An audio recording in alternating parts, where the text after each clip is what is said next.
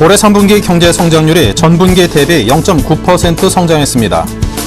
이르면 내년 1분기부터 금융소비자가 한 창구에서 은행과 증권 관련 금융상품에 대한 상담과 가입을 할 수 있습니다. 현대 기아차의 실적이 부진을 면치 못하면서 제조업과 수출 경쟁력의 위기에 대한 우려가 커지고 있습니다. 삼성과 현대차, LG가 서울에 연구개발시설을 조성합니다. 시청자 여러분 안녕하십니까? 센경제 현장의 임동석입니다. 오늘 코스피 지수가 외국인과 기관이 동반 매도하면서 하락 마감했습니다. 증권부 김창영 기자입니다. 안녕하세요. 네, 안녕하십니까? 네, 오늘 시황이 어땠습니까? 코스피 지수가 외국인과 기관의 동반 매도에 하락 마감해 1930선을 다시 내줬습니다.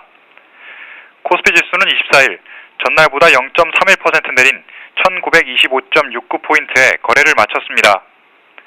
이날 지수 하락은 전날 발표된 현대차와 대림산업의 3, 4분기 실적 쇼크에 이어 이날 발표된 기아차의 실적도 어닝 쇼크에 가까운 실적을 발표하면서 실적 우려에 대한 경계 심리가 작용한 것으로 분석됩니다.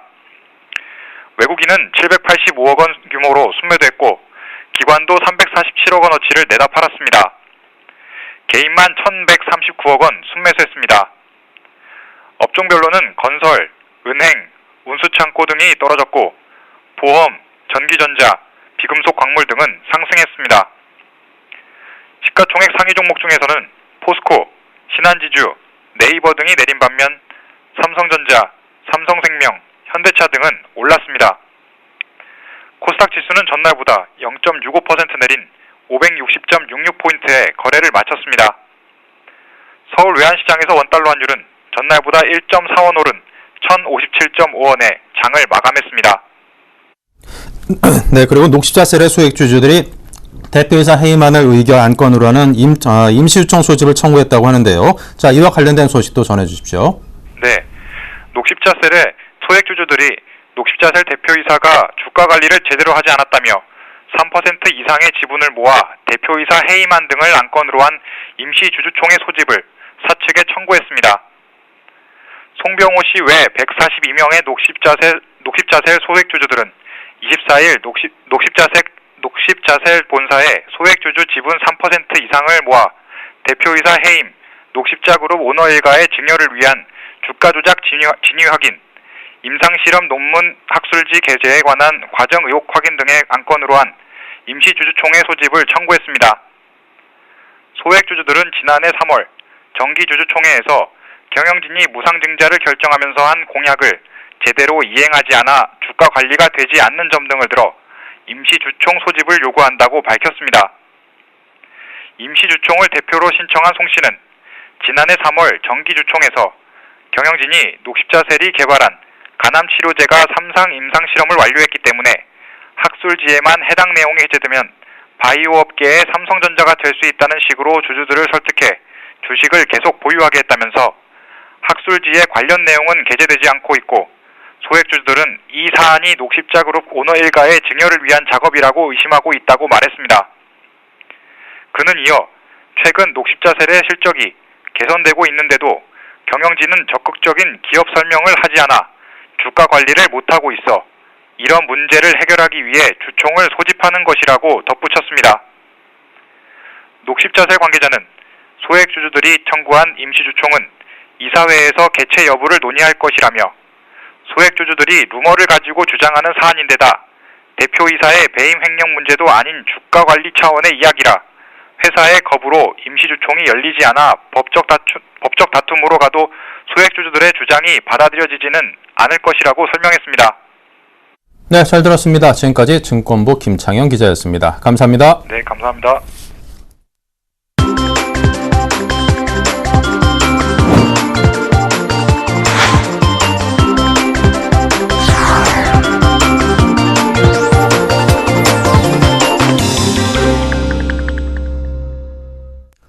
네, 오늘의 주요 뉴스입니다. 올해 3분기 경제 성장률이 전분기 대비 0.9% 성장했습니다. 정부나 한국은행이 최근 예상한 수준이지만 전년 동기 대비로는 3.2% 성장에 그쳐 5개 분기 만에 최저치입니다. 한국은행이 오늘 발표한 실질 국내 총생산 속보치에 따르면 3분기 실질 GDP는 전 분기보다 0.9% 증가했습니다. 올해 1분기 0.9%에서 세월호 참사의 영향을 받은 2분기에 0.5% 증가로 둔화한 성장률이 다시 1분기 수준의 회복세를 보인 셈입니다. 그러나 2분기 실질 GDP가 부진한 탓에 전년 동기 대비로는 실질 GDP 증가율이 3.2%에 그쳤습니다. 작년 2분기 2.7% 이후 5개 분기 만의 최저치입니다. 전년 동기 대비 성장률은 작년 3분기 3.4%, 4분기 3.7%, 올해 1분기 3.9% 등 상승세를 보이다 2분기 3.5%부터 둔화됐습니다. 한편 수출은 작년 3분기 마이너스 1.1% 이후 1년 만에 마이너스를 나타냈습니다. 다만 전년 동기 대비 2.1% 증가했으며 수입도 전분기보다 0.7% 감소했습니다. 이르면 내년 1분기부터 금융소비자가 은행과 증권사 창구를 일일이 이동하지 않고 한 곳에서 은행과 증권 관련 금융상품에 대한 상담과 가입을 할 수 있게 됩니다. 금융위는 지난 7월 발표한 금융규제개혁 방안의 후속 조치로 복합점포 도입 관련 규제 개선 방안을 마련했다고 밝혔습니다. 지금까지 고객이 은행과 증권 관련 상담을 받으려면 각 업권의 점포나 창구를 찾아야 했습니다. 업권별 점포가 칸막이 등으로 엄격히 구분되어 있기 때문입니다. 그러나 금융위는 은행, 증권 등 다양한 금융상품을 한 장소에서 상담이나 가입이 가능토록 원스톱 서비스를 제공하기로 했습니다. 이를 위해 은행, 증권 간 칸막이 제거를 통한 복합점포 활성화를 우선 추진하고 보험 등 다른 업권은 추후 공론화를 거쳐 단계적으로 도입을 검토하기로 했습니다. 이에 따라 소비자는 하나의 상담 공간에서 은행과 증권 관련 상담을 받을 수 있게 됩니다. 고객 정보에 대한 건별 요구 방식도 복합 점포 이용 고객에 대해서는 공유가 활성화되도록 유도됩니다. 현대 기아차의 실적이 2분기에 이어 3분기에도 부진을 면치 못하면서 한국 경제를 지탱해오던 제조업과 수출 경쟁력의 위기에 대한 우려가 커지고 있습니다. 현대 기아차는 올 3분기 173만 9천여 대의 자동차를 팔아 지난해 3분기보다 5.8% 많은 판매량을 기록하고도 영업이익 합계는 지난해보다 18.1% 줄었습니다. 현대 기아차의 실적 부진은 환율 하락과 파업에 따른 조업일수 감소 등으로 예견된 일이긴 했지만 부진한 실적이 계속 이어지는 데다 하락폭도 점차 커지면서 제조업 위기론을 부추기고 있습니다. 특히 내수회복세가 미진한 상황에서 그동안 한국 경제의 버팀목 역할을 해주던 수출도 흔들리고 있습니다. 현대차의 3분기 국내 생산 수출 물량은 23만 2천여 대로 지난해 3분기보다 6.8% 줄었습니다. 현대 기아차는 환율 여건이 개선되고 임금 협상 등의 변수가 사라지는 4분기에 실적을 만회할 수 있을 것으로 기대하고 있지만 대내외의 불확실한 경제 환경은 이를 쉽게 허용하지 않을 것으로 보입니다. 어제 LG그룹이 서울 강서구 마곡산업단지에 융복합 연구단지 건설에 착수했다는 내용을 전해드렸습니다. 삼성전자는 이미 서울 우면동에 R&D 센터를 조성 중이고 서울 삼성동 한전부지를 인수한 현대차그룹은 현재 양재동 본사 사옥을 R&D 센터로 활용할 계획입니다. 서울을 선호하는 연구개발 인력들을 잡기 위한 전략으로 해석되고 있습니다. 정창신 기자입니다. 삼성과 현대차, LG가 서울에 연구개발 시설을 조성합니다. 우선 삼성전자는 지난 8월 서울 서초구 우면동에 연면적 3만 3천 제곱미터 6개 동으로 이루어진 첨단 R&D 센터 조성 공사를 시작했습니다. 삼성전자는 올해 3월 경기도 화성시의 메모리와 LED 사업부 등이 들어가는 대규모 부품 연구동을 준공했지만 서울에도 연구 인력이 상주할 단지가 필요하다고 보고 우면 R&D 센터를 짓고 있는 것입니다. 삼성은 이 센터에 산책길과 조각공원까지 조성해 만여 명의 연구원들이 자유로운 분위기에서 연구개발에 전념할 수 있는 환경을 만든다는 계획입니다. 저희 삼성전자 우면동 연구개발센터는요, 딱딱한 연구소의 이미지에서 벗어나 자유롭고 좀 더 창의적인 분위기의 친환경 연구소로 만들어질 계획입니다. 현대차도 서울 강남구 삼성동 한전부지 매입에 성공하면서 기존 서울 서초구 양재동 사옥을 글로벌 R&D 센터로 조성하는 방안을 검토 중입니다. 현대차가 2000년 사들인 양재동 사옥은 당초 서관 건물 한 동만 있었으나 회사가 커지면서 2006년 동강 건물을 지어 현재 쌍둥이 빌딩의 모습을 갖췄습니다. 현대차 관계자는 양재동에 글로벌 R&D 센터가 구축되면 이는 미래 신기술 개발을 위한 핵심 기지가 될 것이라며 이를 위해 앞으로 10년간 글로벌 연구 인력 2,000여 명을 확보할 계획이라고 밝혔습니다. LG도 어제 서울 강서구 마곡 산업단지에서 융복합 연구단지인 LG 사이언스 파크 기공식을 열었습니다. LG는 축구장 24개 크기인 17만여 제곱미터 부지에 18개 동의 연구시설을 건립할 계획입니다. LG그룹 관계자는 2020년까지 4조 원을 투입할 사이언스 파크에 LG전자를 비롯한 10개 계열사 2만 5천여 명의 연구원이 상주할 것이라고 밝혔습니다. LG는 사이언스 파크가 완공되면 연간 약 9만 명의 고용 창출과 24조 원의 생산 유발 효과를 낼 것으로 기대하고 있습니다. 이처럼 대기업들이 서울에 R&D 시설을 짓는 이유는 주거 여건이 편리한 서울을 선호하는 연구 인력을 잡기 위한 전략입니다. 높은 교육 수준을 갖고 있는 이제 석박사들이 문화라든가 예술이라든가 교통이라든가 자녀들 교육 문제에 있어서 서울이 좀 유리하지 않은가.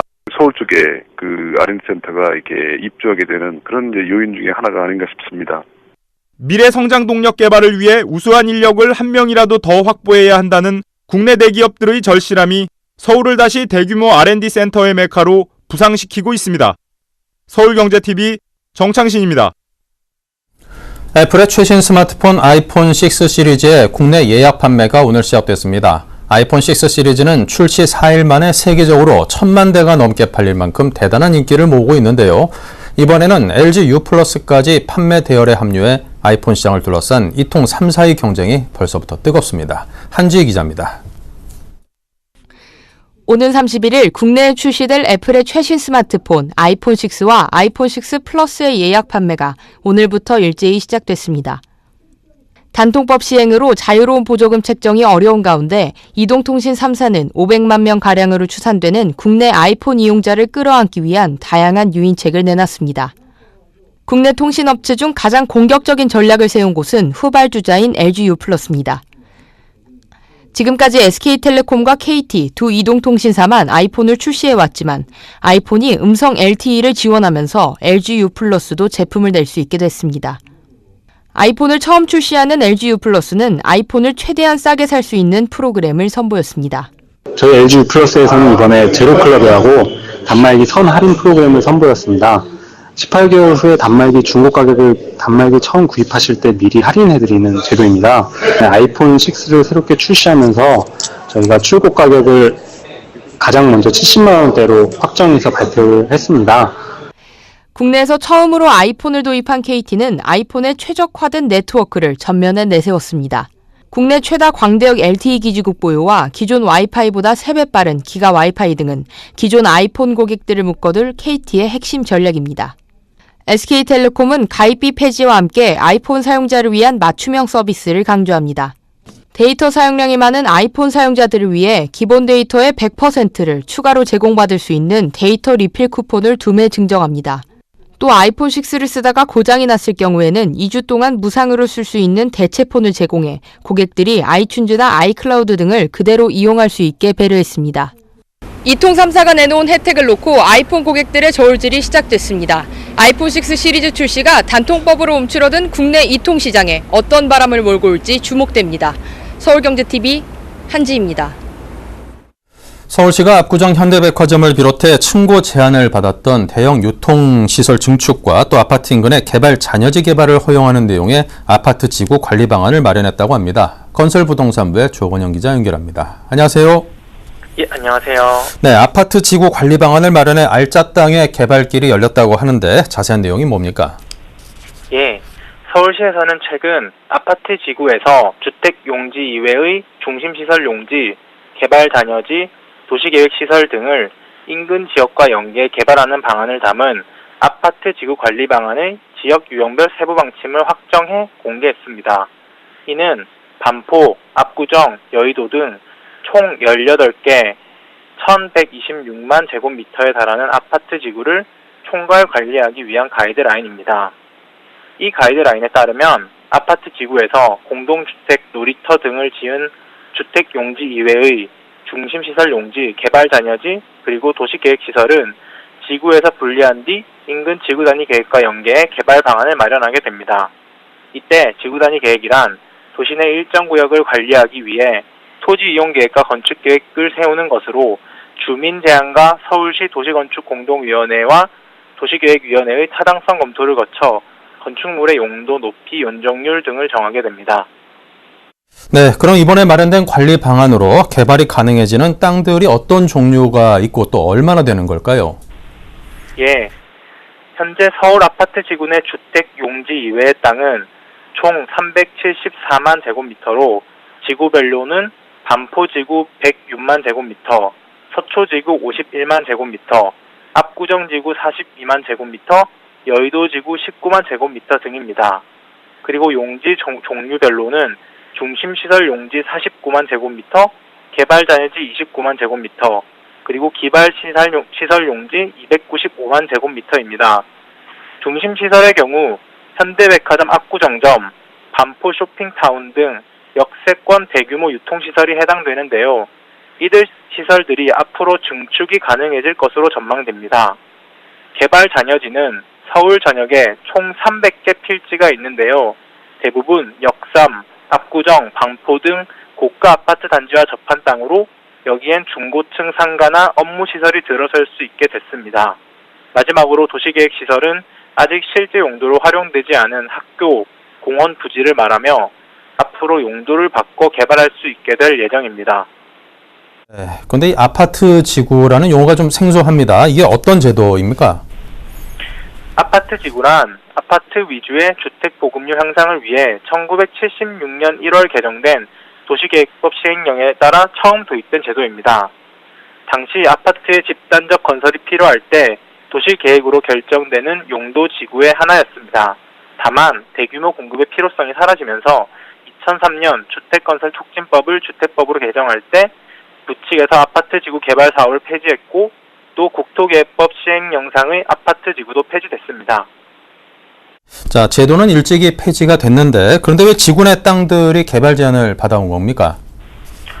네, 제도가 폐지될 때 이미 지정된 아파트 지구 개발에 관해서는 종전 규정을 따른다는 경과 규정을 줬기 때문입니다.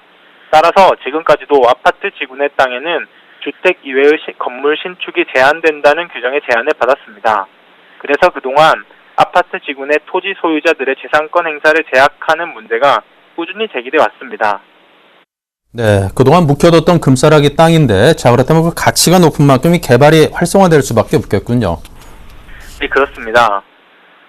예컨대 개발 잔여지들은 대부분 역세권 인근에 자리한 데다 가건물 정도만 들어서 있는 나대지나 주차장 부지인 곳이 많습니다. 따라서 상가나 오피스 빌딩을 지으면 개발 이익이 상당할 것으로 예상됩니다. 그동안 입지에 비해 투자 가치가 낮아 관심에서 멀어진 지역이지만 지구 단위 구역으로 지정되면 기대감이 크게 살아날 것이란 전망입니다. 중심 시설도 마찬가지입니다. 예컨대 압구정 로데오역 인근 갤러리아 백화점과 압구정역 인근 현대백화점은 그동안 층수가 5층 이하로 제한됐지만 앞으로는 아파트 지구에서 분리해 개발할 수 있습니다. 특히 갤러리아 생활관과 명품관은 용적률이 250%인 제3종 일반 주거 지역이었음에도 용적률이 각각 154%와 182%에 불과해 용적률 추가 확보 및 용도 지형 상향 요구가 끊임없이 제기됐던 곳입니다. 앞으로 주민 참여를 전제로 지구 단위 계획을 수립, 개발할 수 있게 된 만큼 층수나 용적률 변화가 불가피할 것으로 보입니다. 심교훈 건국대 부동산학과 교수는 그동안 아파트 지구 내 땅 활용에는 한계가 분명했는데 지역별 요구를 다양하게 반영할 수 있게 돼 긍정적이라며 자치구별로 주민 제한이 잇따르면 서울 강남권 알짜 땅들의 개발이 본격화할 것이라고 말했습니다. 네, 잘 들었습니다. 지금까지 조건형 기자였습니다. 감사합니다. 감사합니다.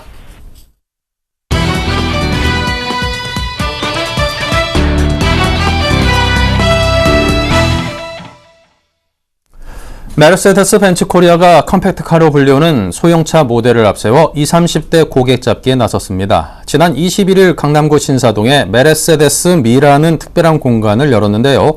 기존 전시장을 떠나 젊은 감성의 새로운 컨셉으로 소형차 시장의 잠재 고객인 20, 30대 고객들과의 소통을 강화하기 위해 마련된 곳입니다.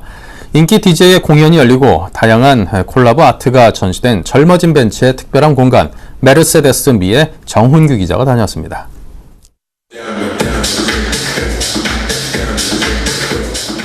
DJ의 음악에 맞춰 고개를 흔들고 삼삼오오 앉아 음료와 함께 즐거운 대화를 나누는 사람들. 클럽이나 바에서 흔히 볼 수 있는 풍경이지만 놀랍게도 이곳은 한 수입차 업체의 팝업 매장입니다. 메르세데스 벤츠 코리아는 20, 30대 젊은 고객층의 관심을 높이기 위해 메르세데스 미라는 특별한 공간을 강남구 신사동 세로숲길에 마련했습니다. 메르세데스 미라는 공간은 저희 기존 전시장에서 벗어나 저희 프리미엄 컴팩트카 라인업을 직접 고객분들께서 체험하시고 좀 더 쉽게 다가갈 수 있는 특별한 공간입니다. 저녁에는 이처럼 인기 DJ와 밴드, 마술사의 공연이 열리고 낮에는 고객들에게 브랜드를 알리기 위한 문화 공간으로 운영됩니다. 지난 21일 문을 연 이곳은 오는 26일까지 한시적으로 운영되지만 벤츠는 메르세데스 미를 통해 20, 30대 고객과의 소통을 강화하고 컴팩트카로 불리는 소형차 시장 공략에 나선다는 전략입니다. 지금 경험하시고 계신 이곳 메르세데스 미에서 보다 많은 국내 고객들이 메르세데스 벤츠 새로운 컴팩트카와 함께 한층 젊고 진보적인 면모를 자연스럽게 체험할 수 있기를 기대합니다. 메르세데스 미는 고객들이 자유롭게 방문해 젊은 감성의 라이프 스타일을 직접 느끼고 체험할 수 있는 열린 공간입니다. 테라스가 있는 3층 건물에서 컴팩트카 라인업의 젊고 모던한 이미지를 느낄 수 있도록 각각의 공간을 음악과 패션, 아웃도어 액티비티 등의 테마로 꾸몄습니다. 1층에는 최신 트렌드의 음악이 흐르는 가운데 A클래스와 GLA 클래스 등 새로운 컴팩트카들이 전시돼 기존 전시장과는 다른 느낌으로 차량을 감상할 수 있습니다. 2층으로 올라가면 음료와 스낵을 즐길 수 있는 바가 마련돼 있고 각각의 방은 스케이트보드와 서핑 등 컴팩트카로 즐길 수 있는 액티비티 라이프 스타일을 선보입니다. 3층에 마련된 공간에서는 벤츠의 컴팩트 SUV 뉴 GLA를 타고 게임 속 캐릭터들과 즐거운 레이스를 즐길 수 있습니다. 벤츠는 이처럼 새로운 콘셉트의 전시와 다양한 문화체험을 제공해 컴팩트 모델이 잠재 고객인 20, 30대의 관심을 높이고 있습니다. 온라인으로 사전 예약을 하거나 이곳에 방문해 원하는 일정을 선택하면 벤츠의 컴팩트카 전체 모델을 직접 시승해 볼 수 있는 기회도 제공됩니다. 중대형 세단의 대명사로 인식되어 왔던 메르세데스 벤츠가 20, 30대를 대상으로 컴팩트카 마케팅 카드를 꺼내든 이유는 국내 수입차 시장에서 컴팩트카의 비중이 커졌기 때문입니다.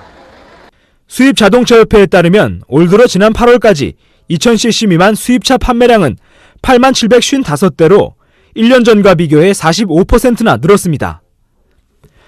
수입 소형차의 판매 증가는 수입차 업계가 지속적으로 차별화된 제품을 국내 시장에 선보여 고객들의 관심을 끌어낸 결과로 풀이됩니다.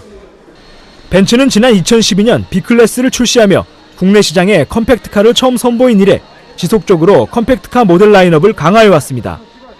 2013년에는 신형 A클래스를 선보였으며 올해 1월에는 컴팩트 쿠페 모델인 CLA 클래스를 출시한 데 이어 최근 컴팩트 SUV 모델인 GLA 클래스 출시에 함께 매력적인 새로운 컴팩트카 모델 라인업을 완성했습니다. 올해 2개의 새로운 컴팩트카 모델을 선보인 벤츠는 중소형차 부문에서 전체 수입 중소형차 판매 증가율의 2배가 넘는 신장세를 보이고 있습니다. 네, 저희 컴팩트카는 작년 대비 104% 성장을 하였고요. 올해 지금 9월 말 기준으로 2078대가 판매되는 등 새로운 라인업이 추가되면서 많은 인기를 얻고 있습니다. 소형차의 인기가 벤츠 코리아 전체 판매 실적 상승세에도 적잖은 힘을 보태고 있습니다. 더욱이 국내 소형차 시장 성장세가 이제 막 시작됐기 때문에 앞으로 점유율 확대에도 결정적인 역할을 해줄 것으로 기대하고 있습니다. 벤츠 코리아는 올해 주력 차종인 프리미엄 디젤 세단, E클래스 220 등과 소형차 부문의 성과에 힘입어 지난 9월까지 지난해 대비 43.1%의 높은 판매 신장세를 기록했습니다. 컴팩트카 라인업은 저희에게 굉장히 중요한 모델로서 저희 가장 큰 성장 잠재력을 가지고 있고요. 이 모델들을 통해서 그동안 저희가 급성장해온 시장을 다시 한번 도약할 수 있는 중요한 모델 라인업입니다. 벤츠는 소형차 라인업을 더욱 강화하고 젊은 층의 호응을 이끌어내는 마케팅으로 소형차 판매 비중을 계속 확대해 나간다는 방침입니다. 내년에는 A클래스의 고성능 모델인 A45AMG와 B클래스 부분 변경 모델도 출시할 계획입니다. 젊어진 벤츠의 라인업과 마케팅이 또 한 번 국내 시장에서 돌풍을 일으킬 수 있을지 관심이 모이고 있습니다. 서울경제TV 정훈규입니다.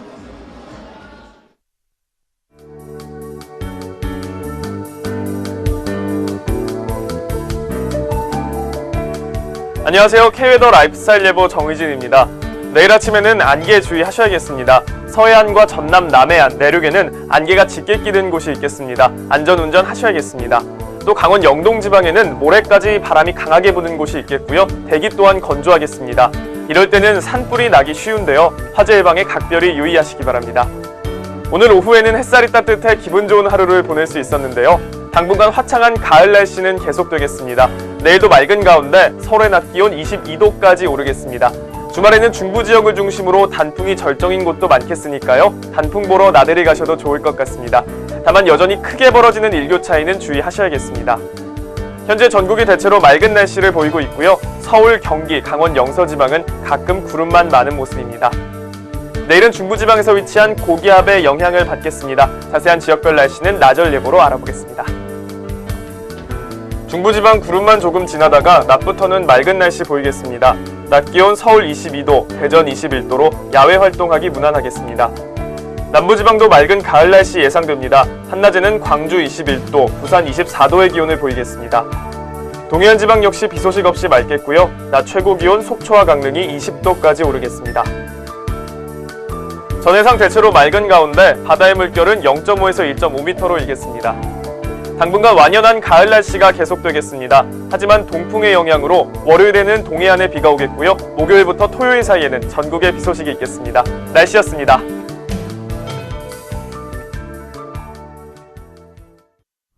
네, 이상으로 생경제 현장을 마칩니다. 감사합니다.